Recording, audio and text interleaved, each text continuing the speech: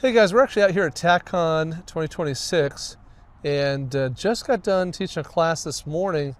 This guy was in the class and first I was like, hey, that cat knows how to shoot. But we got to talking and discovered a little bit about some of the projects you've been working on.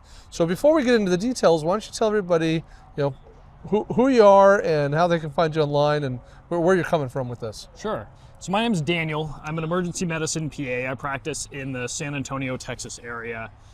You can find me on LinkedIn by my true name, Daniel Martin. I'm on Instagram as that_EM_PA, emergency medicine PA. What's a PA for people who don't know what that is? A PA, the full term is physician assistant. It gets misstated as physician's assistant, and there are some other, inside baseball reasons why we try to just say PA. But anyways, I'm a clinical medical professional. I see patients, medical and trauma patients in the emergency department. In the emergency department specifically. Mm-hmm. Now, you don't work for the company who makes the snake staff tourniquet. No. But you've worked with them to do some research and things. Yes. And that's what really caught my attention when we were talking earlier. That I wouldn't say that, Concealed Carry Inc., our company, we operate Mountain Man Medical, and we've been a little slow to commit to stocking the snake staff. More for any other reason, just sort of like, well, maybe the jury's still out and we're just not in a hurry. We feel like there's a lot of good tourniquets on the market, but it feels like the pressure is building a little bit, I guess. We're getting more and more requests, people asking about it. And so I want to hear from you, like, what have you learned about this tourniquet? Like, you've put it through the ringer, you've done some research. Talk through that a little bit. Yeah, sure. To clarify, I'm not an employee of Snake Staff Systems. I'm not an official spokesperson for Snake Staff Systems in any capacity. I'm an independent researcher. I've done a variety of projects across, multiple things, emergency medicine and pre-hospital medicine related. And one of those was a project where I reached out to Snake Staff. At the time, they still had the Gen 1 units. In fact, they were fairly new on the market. And they offered to send me a bunch of units, and we recreated the study that was done by the Army Institute of Surgical Research in like 2004, 2005 timeframe, where they did the first real big comparison of all of the commercial off-the-shelf tourniquet devices that were available on the market at the time. And there were several things that did not do well in that trial that are not on the market anymore.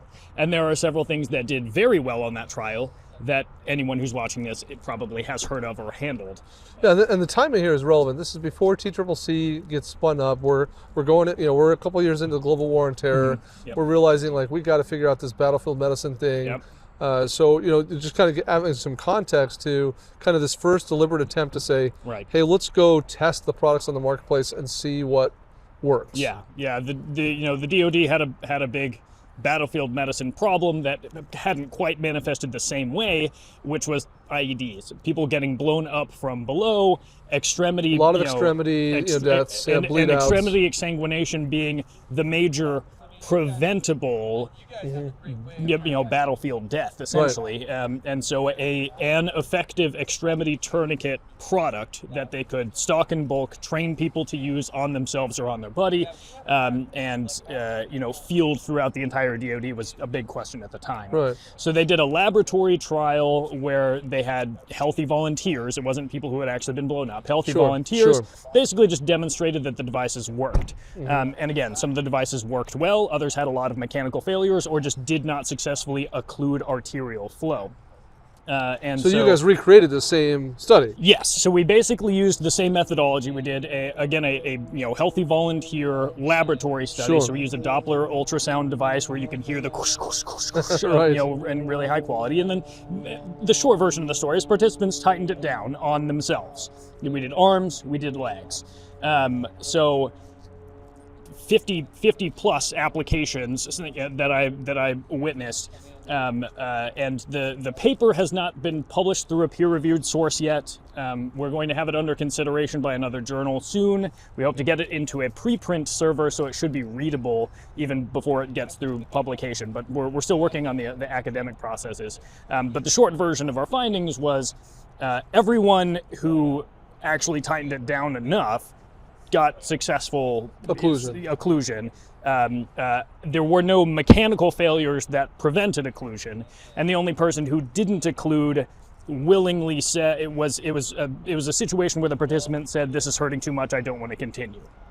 And so, is that really a failure of the tourniquet? I would argue no. If your life was on the line, you're probably able to accept a lot more pain. And so, you know, in terms of the things you're like, is this bad materials or a design that intrinsically is not going to work on a typical adult body, or is it going to snap when I need it to save me?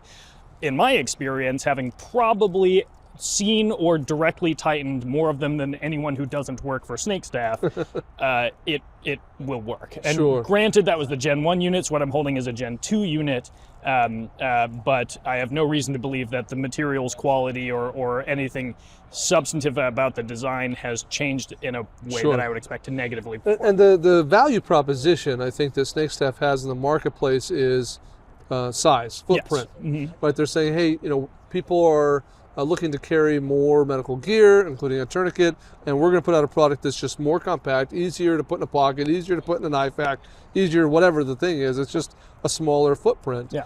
And I think that because it's such a departure from what we're used to, that creates a little bit of like, you know, standoffish, like whoa, right? Right. What's going on? So I think that's relevant when we think about these things, like understanding the context of how a marketplace exists, and when someone comes in and tries to disrupt it, you know, why does that create some pushback? Right. Now, I think a lot of the continued ongoing pushback to this product is that we've kind of developed an environment over the last 20-ish years where we kind of don't accept anything on its on surface value unless it's TCCC recommended.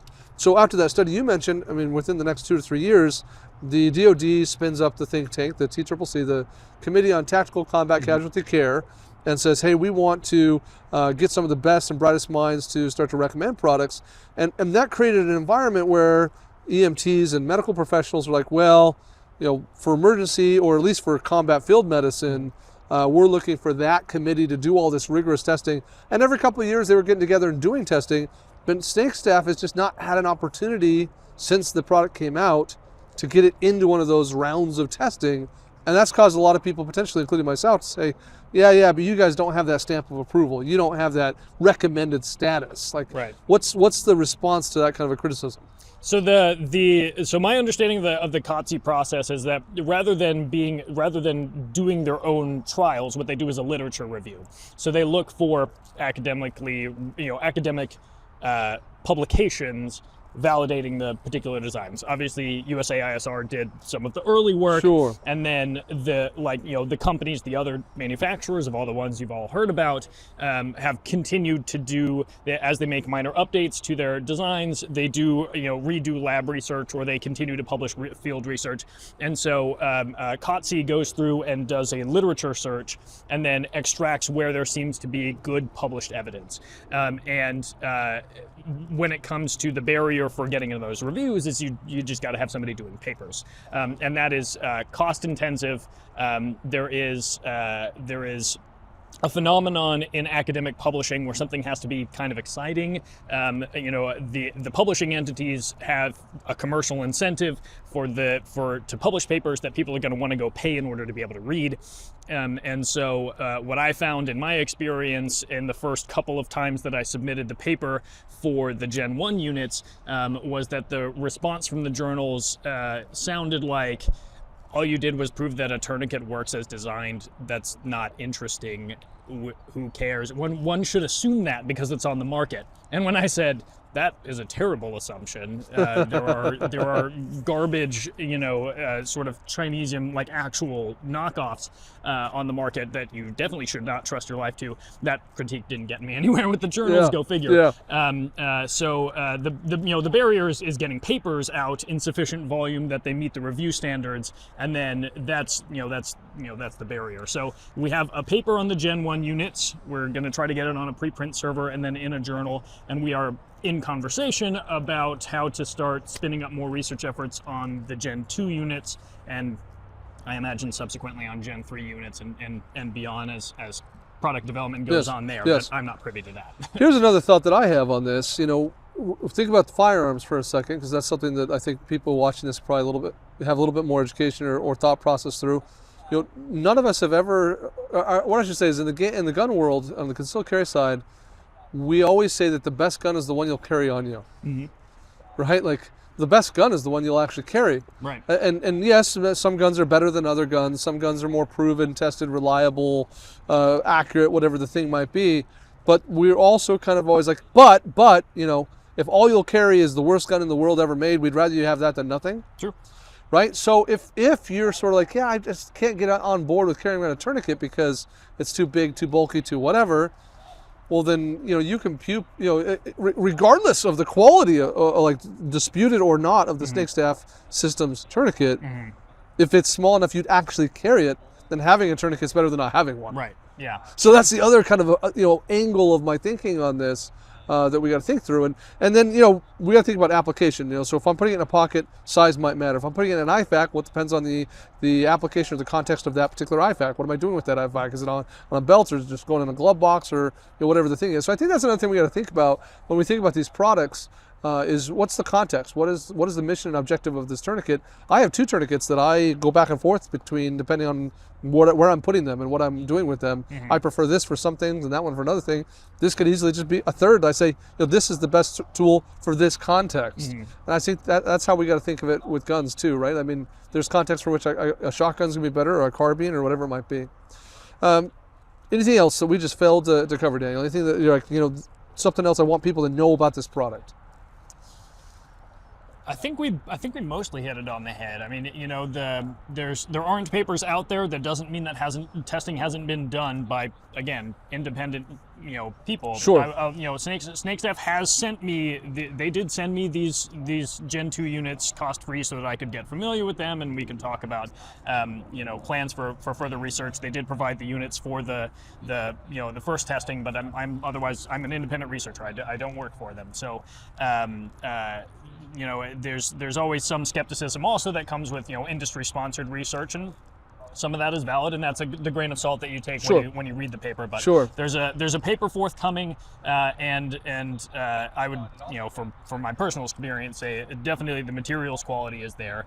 There's some concerns that some people have about the original. This is the ETQ wide, the second generation, and so this meets the typical width standards that are propagated as a general character by COTC and other people in the industry, and I think reasonably. They do have their sort of standard non-wide version is narrower, and so it is a smaller footprint. But for me personally, I mean, this is quite similar form factor to something like maybe a Glock 19 mag. Sure, that's a good analogous for me. Yeah, like a Glock mag. Yeah, it feels like that. And so they make.